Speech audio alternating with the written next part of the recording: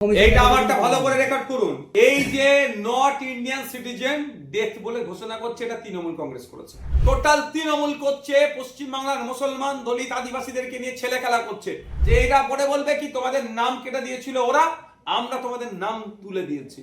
এই গল্প করার জন্য সবাই মুখ ফিরিয়ে নিয়েছে। কিছু তোলাবাজ, ধান্দাবাজ, চাটুকর কিছু লোক আছে, তারা এখন টিএমসি মুখী হয়ে আছে, কারণ ওদের করে কামিয়ে খাচ্ছে। আর কিছু মানুষ সুযোগের অপেক্ষায় আছে, করে কামিয়ে খাবো। এই নির্বাচন যেটা আসছে, বিজেপি আর তৃণমূল দেখবেন ব্যাপকভাবে পরাস্ত হবে। এসআইআরটাকে সামনে রেখে নির্বাচনী বৈতরণী পার করবে কারা? বিজেপি, তৃণমূল। আর ইলেকশন কমিশন সামনে আছে। 2021-এর নির্বাচনী বৈতরণী পার করেছিল কিভাবে? সিএনআরসি করে। এবারে ইস্যু হবে, দেখবে নির্বাচনে মিলিয়ে নেবেন। শিক্ষা, স্বাস্থ্য, কর্মসংস্থান, দুর্নীতি, চাকরি চুরি, এই সব ইস্যু থাকবে না। দেখবেন এসআইআর কে রাখবে এটা সামনে। তৃণমূলের ব্যাংকের কোষাগার থেকে টাকা আসে না, রাজ্যের কোষাগার থেকে আসে। হুমায়ুন কবির সাহেব যে নিজের বক্তব্য থেকে তিনি ফিরে এসেছেন, যেনার উচিত হয়নি বলা, সেটাকে আমরাও রেকগনাইজ করেছি যে না, তিনি ভালো, গুড সাইন। আমাদের ভাঙড়ের আমি বিধায়ক, আমার মানুষের অধিকার কেড়ে নিলে আমি চুপ থাকবো? আমি একটা সপ্তাহ দেখবেন কি করি। এটা আবারও বলছি, আদর্শগত, নীতিগত শত্রুর নাম হচ্ছে বিজেপি, আরএসএস। আর এই বিজেপি, আরএসএস কে পশ্চিম বাংলায় মমতা ব্যানার্জি জায়গা করে দিয়েছে। সাথে সাথে বিজেপির সাথে সাথে মমতা ব্যানার্জি আমাদের রাজনৈতিক শত্রুর মধ্যে পড়ছে। দেখুন, আন্তর্জাতিক বিষয়, সেখানকার রাজনীতিতে কার জয় পরাজয় হয়েছে সেই বিষয়ে আমি বেশি চর্চা করতে পারবো না। আমাদের দেশের বিদেশ নীতিকে সম্পূর্ণরূপে মোদী সরকার এসে ধ্বংস করেছে। দেখুন, আন্তর্জাতিক বিষয়, সেখানকার রাজনীতিতে কার জয় পরাজয় হয়েছে সেই বিষয়ে আমি বেশি চর্চা করতে পারবো না। ওটা বিদেশ নীতি আছে, সেই অনুযায়ী কথা বলবো। এতটুকু আমি কথা বলবো, প্রতিবেশী রাষ্ট্রের শান্তি ফিরে আসুক। প্রতিবেশী রাষ্ট্রের সাথে বাণিজ্যিক সম্পর্ক, সামাজিক সম্পর্ক, পর্যটকদের যে যাতায়াত ছিল, এটা আবার এই পথটা মসৃণ হোক। বাংলাদেশে নির্বাচিত সরকার সেই দেশের প্রত্যেকটা নাগরিকের অধিকার সুনিশ্চিত করবে। হিন্দু, মুসলিম, খ্রিস্টান প্রাধান্য নয়, মানুষ হিসাবে, নাগরিক হিসাবে সেই দেশের যে রীতিনীতি যেটা আছে, লিখিত যেটা আছে, সেটাকে সামনে রেখে প্রত্যেকটা মানুষের পরিষেবা দেবে, এইটা আমি কামনা করতে পারি। এর থেকে বেশি আমি কিছু তাদের ইন্টারনাল ইস্যুতে আমি ইন্টারফেয়ার করতে পারি না। ভারতের সঙ্গে বাংলাদেশে একটা সম্পর্ক বিচ্ছেদ হচ্ছিল, কিন্তু এখন কি সম্পর্ক হবে? আমি ডে ওয়ান থেকে বলেছি, আমাদের প্রতিবেশী রাষ্ট্রের সাথে সম্পর্ক আমাদের বন্ধুত্বপূর্ণ করতে হবে। না হলে যারা ভারত বিরোধী যে রাষ্ট্রগুলো আছে, তারা সেই রাষ্ট্রগুলো, প্রতিবেশী রাষ্ট্রের মাথায় হাত বুলিয়ে আমাদের বিরুদ্ধে প্রপাগান্ডা চালাতে পারে। সুতরাং ভারতবর্ষের ঘিরে যে প্রতিবেশী রাষ্ট্রগুলো আছে, সব দেশের সাথে ভারতবর্ষের সুসম্পর্কে গড়ে উঠুক, আমি এটা বারবার চাই। নরেন্দ্র মোদী প্রধানমন্ত্রী হওয়ার পর থেকে আমাদের প্রতিবেশী নেপাল, শ্রীলঙ্কা, বাংলাদেশ, পাকিস্তানের সঙ্গে আঙ্গরের সম্পর্ক ভালো নেই। এমনকি ছোট ছোট দেশের সাথেও আমাদের সম্পর্ক বিধে। আমাদের দেশের বিদেশ নীতিকে সম্পূর্ণরূপে মোদী সরকার এসে ধ্বংস করেছে। একটা প্রতিবেশী রাষ্ট্রের কথা বলুন, আফগানিস্তান ছাড়া যে দেশের সাথে ভারতবর্ষের সুসম্পর্ক আছে, মানে ভুটান চোখ দেখাচ্ছে তার নাকি জমি নাকি ভারতে আছে বলছে। ভাবতে পারা যায়? তাহলে সম্পর্কটা কোন তলানিতে পৌঁছেছে? আর যে করের উপরে কর চাপাচ্ছে, তার কাছে গিয়ে এরা হুজুর হুজুর করছে। আমি বলছি না ভুটানকে চোখ দেখাতে, বলছি না বাংলাদেশকে চোখ দেখাতে, বলছি না নেপালকে চোখ দেখাতে। ভারতবর্ষের আগ্রাসীতে বিশ্বাসী নয় ভারতবর্ষের বিদেশ নীতি। কিন্তু না, এটা বলতে হবে তো, অন্যের কথা বলতে হবে তো। আজকে আত্মসমর্পণ করেছে কোন একটা জায়গায়, মনে হচ্ছে আমেরিকার প্রেসিডেন্টের কাছে আমাদের দেশের প্রধানমন্ত্রী। স্টেট ফাইলটাকে খুলে দেবো হয়তো করছে। তার আত্মসমর্পণের জন্য দেশকে জলাঞ্জলি দিতে হবে? দেশের উপরে এত কর চাপাবে, পণ্যের উপরে কর চাপাবে, এটা মেনে নিয়ে যাবে? মোদীজির ক্ষমতায় আসার পরে, বিজেপি ক্ষমতায় আসার পরে বিদেশ নীতি ধ্বংস হয়ে গিয়েছে। প্রতিবেশী রাষ্ট্রগুলোর সাথে যে সম্পর্ক গড়ে তোলা দরকার, তৈরি করতে ব্যর্থ হয়েছে। ফলে এটা আমাদের দেশের জন্য, দেশের বিদেশ নীতির জন্য একটা খারাপ দিক। বাদ দিয়ে দিয়েছে। মৃত ঘোষণা করা হয়েছে। কাকে ঘোষণা করেছে? আমাদের সন্দেশখালীতে প্রায়। কে ঘোষণা করেছে? নির্বাচন কমিশন ঘোষণা করে। আপনার কাছে কোনো প্রমাণ আছে? ওনাদের তো এই ফর্মেই তো লেখা রয়েছে।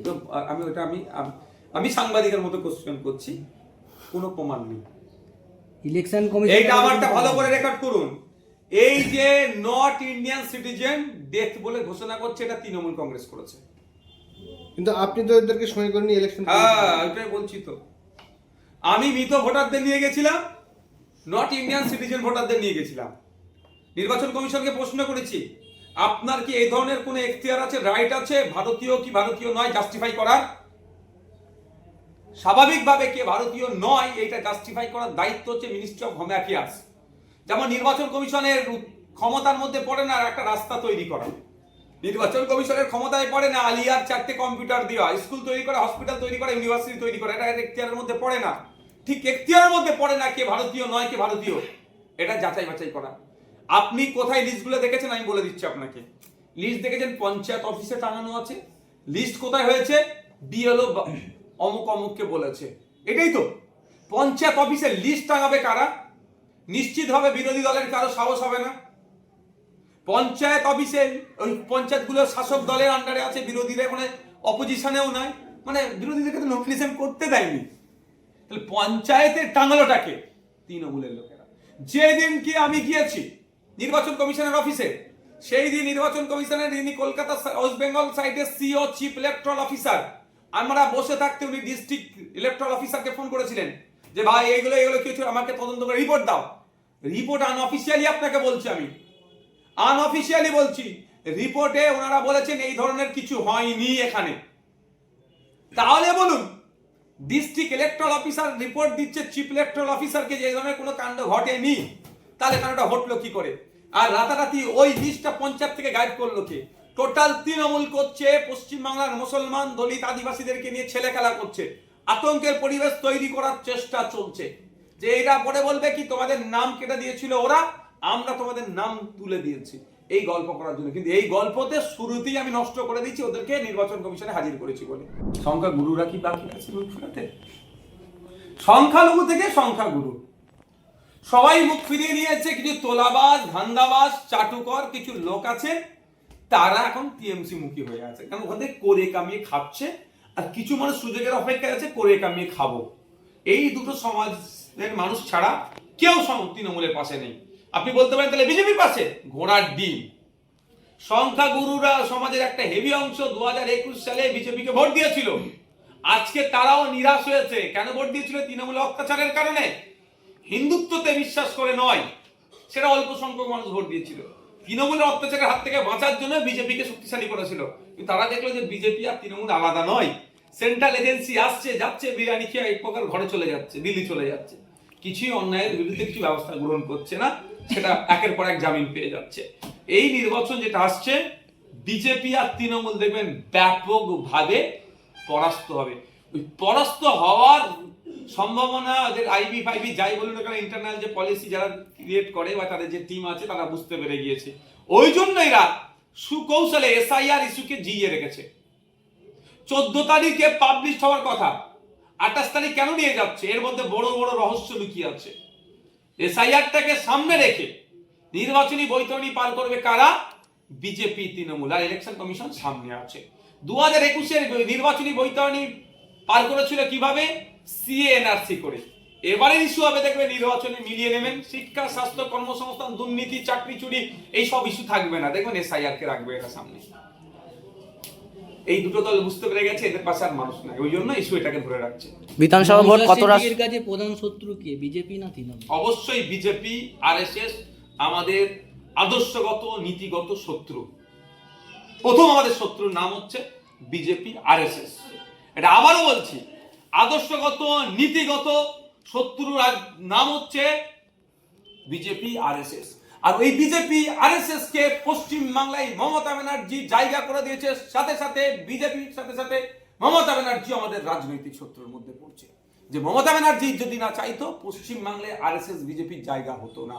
তাই এখন আমি আপনার প্রশ্নের উত্তর দিচ্ছি যে মমতা ব্যানার্জিও কোনো অংশে রাজনৈতিক শত্রুর থেকে আমার কম নয়, অর্থাৎ তৃণমূল কংগ্রেস। আপনার ফেসবুক পোস্টে কমেন্টে গিয়ে দেখলাম নওশাদ সিদ্দিকী মমতা বিরোধী করতে গিয়ে কোথাও বাঙালি বিরোধী বেশি করে ফেলছে। দেখুন, বাঙালি আমি আমি ফুরফুরাফির আবাক্কার সিদ্দিক রহমতুল্লাহ আলাইহি, আপনার নাম জানেন, ছিলেন সবাই, স্বাধীনতা সংগ্রামী ছিলেন, যুব সংস্কার ছিলেন, সমাজ সংস্কার ছিলেন। আপনারা জানেন একটা ইতিহাস, যে একটা সময় ছিল কলকাতা আলিয়া মাদ্রাসায় একটা ফরমান আনঅফিসিয়ালি জারি করা হয়েছিল উর্দুতে ধর্ম শিক্ষা অর্জনের কথা। তখন ফুরফুরার পীর আবু বকর সিদ্দিক রহমাতুল্লাহ আলাইহি বাংলায় ধর্ম শিক্ষা অর্জন করবে, বাংলায় সব হবে, বাংলা ভাষার প্রতি তার দরদটা তিনি দেখিয়েছিলেন। বাংলাতে বইপত্র লেখালেখি করে তিনি অনেক এই বাংলাকে যারা চাপিয়ে দেওয়ার চেষ্টা করছে, মানে দাবিয়ে দেওয়ার চেষ্টা করছিল, তার বিরুদ্ধে তিনি লড়াই করেছেন। তার রক্ত আমার শরীরে বইছে। বাঙালি বিরুদ্ধে আমি কেন হবো? তৃণমূলের অন্যায়ের বিরুদ্ধে কথা বলে বাঙালির বিরুদ্ধে হবে কেন? তার সেন্টিমেন্ট লাভ হবে না। ঠিক যেভাবে বিজেপির অন্যায়ের বিরুদ্ধে কথা বললে হিন্দি বিরোধী হয়ে যাবে। বাজি ওসব ডায়লগ বাজি আমি একটা সপ্তাহ আপনাদের বলে দিচ্ছি, একটা সপ্তাহ অপেক্ষা করুন। এসআইআর নিয়ে ভিডিওগুলো একটু ব্যস্ততার মধ্যে আছে, জয়েন্ট ভিডিওগুলো গুলো যেগুলো আছে, একটা সপ্তাহ আমি বলে দিচ্ছি। সব ডায়লগ বাজি, অত সহজ নয়। ভিডিওকে চাকরি বাঁচাতে হবে, 60 বছর তাকে চাকরি করতে হবে, এটুকু বলে রাখছি আপনাদের। আমাদের ভাঙড়ের আমি বিধায়ক, আমার মানুষের অধিকার কেটে আমি চুপ থাকবো? আমি একটা সপ্তাহ দেখবেন কি করি, এতটুকু বলে রাখছি। সওগাত মোল্লার পরে প্রাক্তন প্রধান মোদাসের হোসেন ওদের নাম নেবেন না, ওদের নাম নিয়ে সময় নষ্ট করবেন না। শুধু ভেসে থাকার জন্য আমি একটা কাউন্টার করবো, ও একটা কাউন্টার, উনি একটা করবেন, এইসব করবে হবে। আমি বলছি তো, আমি বলছি রাজনৈতিক তারা দেউলিয়া হয়ে গেছে রাজনৈতিক ভাবে। পুলিশকে গুন্ডামস্তানকে দিয়ে কাজে লাগাচ্ছিল, পুলিশের একটা অংশ কাজে লাগাচ্ছিল, পারেনি। এবার মানুষকে মানসিক ভাবে আঘাত দেওয়ার চেষ্টা করছে। তৃণমূলের ব্যাংকের কোষাগার থেকে টাকা আসে না, রাজ্যের কোষাগার থেকে আসে। আর রাজ্যের কোষাগার পূরণ করে ভাঙড়, ক্যানিং, দার্জিলিং, জলপাইগুড়ি, বীরভূম, পুরুলিয়া, বাঁকুড়া, ঝাড়গ্রামের সাধারণ মানুষের মেহনতের টাকা দিয়ে কোষাগার পূরণ হয়। এটা মাথায় রাখতে হবে। এটা সরকারি প্রকল্প, তৃণমূলের প্রকল্প নয় যাকে ইচ্ছা দেবো তাকে ইচ্ছা দেবো না। অত সহজ নয়, যতটা বলতে সহজ লাগে ওটা করলে ভিডিওগুলো চাকরি থাকবে না। কিন্তু একজন তৃণমূল কংগ্রেস শাসক দলের এমএলএ এর কথা শুনে কি প্রশাসন কি বন্ধ করে রাখতে পারে? প্রশাসন যদি মনে করে এমএলএ এর কথা শুনে বন্ধ করবো, প্রশাসন তাহলে তাকে জবাব দিতে হবে। আমি আপনাকে একটা কথা বলছি, এইগুলো হচ্ছে ওই মাইকে ভাষণ দিতে বলতে শুনতে লাগে, ভালো লাগে, মানে কাউকে ভালো লাগে কাউকে খারাপ লাগে। প্রশাসন অত ভুল কাজ করবে না। না এটা জনসংযোগ এরা বলা যায় কি জনপ্রতিনিধি? কোনোদিন গায় না, চরম অনৈতিক কথা। কিন্তু তৃণমূল কংগ্রেস এখনো তাকে সেন্সার করছে না কেন বুঝতে পারছি না। মানে এই ধরনের সমাজ বিরোধী গুলোকে রেখে দিয়েছে কি করে দলে, সেটাও বুঝতে পারছি না। কিন্তু ভাঙড়ে তো 3টে অঞ্চলে বাংলার বাড়ি বন্ধ, কে বলেছে? এখনো বন্ধ আছে। আপনাকে আমি কি বললাম যে একটা সপ্তাহ কেন বললাম আমি? এসআইআর নিয়ে ভিডিও ব্যস্ততার মধ্যে একটু আছে, তখন তারাও মানুষ, যেভাবে তাদের উপরে এই এসআই কার নাম থাকছে, হ্যান ত্যান ম্যাপ ট্যান ম্যাপ এইসব নিয়ে গল্প অনেক চলছে। একটা সপ্তাহ আমরা ওই জন্য আমরা সবসময় পজিটিভ এবং মানুষকে সহযোগিতা করবো। একটা সপ্তাহ অনেকটা এগিয়ে গেছি, আর স্বল্প দিনের মধ্যে এখন কিছু সিট নিয়ে কে কোথায় দাঁড়াবে এইটার জায়গায় দাঁড়িয়ে আছে। শুধু কি বামফ্রন্ট জোটে আসছে না আরো অনেকে আসছে? ওটা আমাদের ইন্টারনাল পলিসির জন্য কে কে আসতে চাইছে আমাদের জোটে, কাকে কাকে থাকছে বা কাকে ছাড়ছে সেটা আমরা ঘোষণা করছি। আপনাদের দলের অন্যতম নেতা মালিক বলেছিল যে আমরা আগের তুলনায় কম সিট নিতে পারি, কিন্তু আমরা ভালো করে এবার লড়াই করবো এবং ডবল ডিজিটে আমরা এবারে বিধায়ক নিয়ে বিধানসভায় ঢুকবো। এ প্রসঙ্গে কি বলবেন? আমাদের নেতা তো তার লড়াইয়ের মানসিকতা দেখিয়েছেন, তার অ্যাভারেজের কথা তিনি বলেছেন। অ্যাভারেজও আছে, স্ট্যাক রেটও আছে, দুটোই আমরা মাথায় রাখছি। তিনি জেলার নেতা একজন, রাজ্য কমিটির তিনি একজন গুরুত্বপূর্ণ সদস্য, তিনি তার ওপিনিয়নটা দিয়েছে তার মতো করে। কত সিট আপনারা আশা করছেন? আমি সংখ্যাটা বলবো না। যদি আপনারা ডবল ডিজিটে আসেন তাহলে কি যদি 10-এর উপরে আপনারা যদি জেতেন, সেই বিধায়কগুলোকে ধরে রাখতে পারবেন 5 বছর? কি মনে হয়? আমাদের দক্ষিণ 24 পরগনায় বিরোধী একটাই মাত্র জেলা পরিষদের সদস্য, রাইনুর হক মোল্লা। জানেন ওকে স্করপিও গাড়ির অফার, টাকা পয়সার অফার, কর্মদক্ষ পদের অফার, এবং তুলে নিয়ে মানে বোঝানোর জন্য যে ডেকে নিয়ে গিয়ে তাকে হুমকি দেওয়া। পেরেছে? কিন্তু আবার ওনার বিরুদ্ধে অভিযোগ ছিল যে উনি দলে ঢুকতে চেয়েছিলেন, কিছু শর্ত ছিল। যখন আঙুর ফল খেতে না বলে টক, ওকে যখন মানসিকভাবে পারেনি, টাকা পয়সা লোভ দিয়ে পারেনি, ওকে আমাদের নজরে খারাপ করার জন্য ওর সম্পর্কে প্রপাগান্ডা চালিয়েছে। ও তো আমাদেরকে সব বলেছে, ভাই এই হচ্ছে, তোমাকে সব বলেছে। যখন ওকে কায়দা করতে পারেনি, তাহলে ওকে না ঘাটকা না ঘাটকা করতে চেয়েছিল। যদি অমুক সাহেব মাইকে বলে দেয় ও আসতে চেয়েছিল, এই হয়েছিল, আমরা ওকে পাত্তা দিইনি, মানে আমরা তাহলে ওকে সৌন্দর্য চোখে দেখবো। আর আমার লড়াকু ছেলে, জীবন দিয়ে দেবে, মাঠ ছাড়বে না, ওইসব ছেলে আমাদের ওরা। কিন্তু পূর্ব বিধানসভা তৃণমূলের আপনারা তরফ প্রার্থী থেকে দেবেন? আপনাকে এই 26-এর ভোটের জন্য কোনো সিট ছেড়ে দেওয়ার কথা, এমন কোনো অফার দেওয়া হয়েছে? না না, হ্যাঁ অফার দিলে পারবে না, অনেক হাঁপিয়ে গেছে অফার দিয়ে দিয়ে। ক্যানিং পূর্ব বিধানসভায় এবার আপনারা প্রার্থী দেবেন? দেখতে পাবেন কেন তো, আগেরবারে খুব ভালো রেজাল্ট হয়েছিল। দেখতে পাবেন। ক্যানিং পূর্বের যিনি জনপ্রতিনিধি বর্তমানে বিধায়ক রয়েছে, তিনি কিন্তু বারবার আকারে ইঙ্গিতে বলেছেন যে আব্বাস সিদ্দিকী দাঁড়াক, নওশাদ সিদ্দিকী দাঁড়াক, না তো চাচার তোয়া হুজুর দাঁড়াক। তাহলে আব্বাস ভাইজান বলছেন যে আমি টিম মেকার, ক্যাপ্টেন। তাহলে তিনি ওনার যে উনি যে চ্যালেঞ্জটা করছে, সেই চ্যালেঞ্জটা গ্রহণ কেন করছেন না? এখন ব্যাপারটা হচ্ছে, আমি ভলিবল প্লেয়ার ছিলাম পাঞ্জামে। আমি খেলেছি প্রচুর জায়গায়, অনেক ছোট টিমের এগেনস্টে খেলেছি, অনেক বড় বড় টিমের এগেনস্টে খেলেছি। আমার থেকে জুনিয়র প্লেয়ারের এগেনস্টে খেলেছি, আমার থেকে সিনিয়র প্লেয়ারের এগেনস্টে খেলেছি। জুনিয়র প্লেয়ারের এগেনস্টে খেলেছি, একটা ভালো বল মেরে দিয়ে আওয়াজ দিয়েছে। আমি কোনোদিন তারপরে একটা ভালো বল মেরে তাকে কোনো আওয়াজ দিইনি। আমার জুনিয়র, বুঝতে পারছেন কি বলছি? আমি লেভেলে লড়াই করতে পছন্দ করি। আব্বাস সিদ্দিকী রাজনীতিতে আসছে? আব্বাস সিদ্দিকী রাজনীতি করে আর আগে দলটা তৈরি হয়েছে, যে দলটা তৈরি করেছে তার আশা না না আশাটা আপনি প্রশ্ন করছেন কেন? তার তো দল এটা। আগে আমাদেরকে ছেড়ে রেখেছি, আমরা কতটা কি করতে পারছি যদি আমরা, সুতরাং দিছে তো আমাদের সব তো জবাব দিয়ে তার কাছে যাচ্ছে, করতে হচ্ছে। আমরা ফিল্ডে লড়াই করছি, কতটুকু পাচ্ছি কতটা পাচ্ছি সেটা তারা লক্ষ্য রাখছে। আমরা অকৃতকার্য হলে তাকে ফিল্ডে নামতে হবে। এবার আমরা চাইবো আমাদের স্ট্রাইকার সবসময় সুরক্ষিত থাকুক, মিনস রেস্টে থাকুক, রিজার্ভে থাকুক। আমরা আজ থেকে প্রায় 6-7 মাস আগে আমরা আপনারা এত সূত্র পেয়ে গেছেন, তাহলে যে সূত্রকে দেন সেই সূত্র থেকে বাকিটা উদ্ধার করবেন। আপনি লেভেলের কথা বললেন, মমতা ব্যানার্জি আপনার থেকে অনেক দিন ধরে রাজনীতি করছে, উনি অনেক আন্দোলন আছে ওনার।